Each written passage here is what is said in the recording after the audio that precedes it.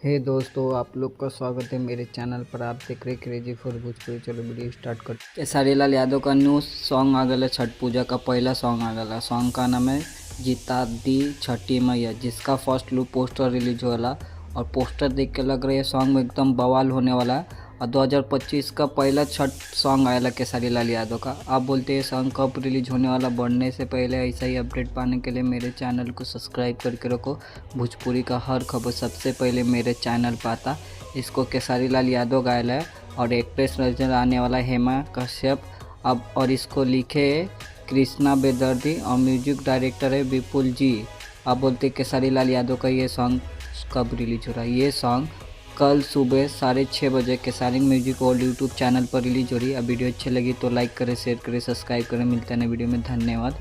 और कमेंट करके बोलिएगा खेसारी लाल का पहला छठ सॉन्ग आप लोग को कैसा लगा। मिलते हैं वीडियो में, धन्यवाद।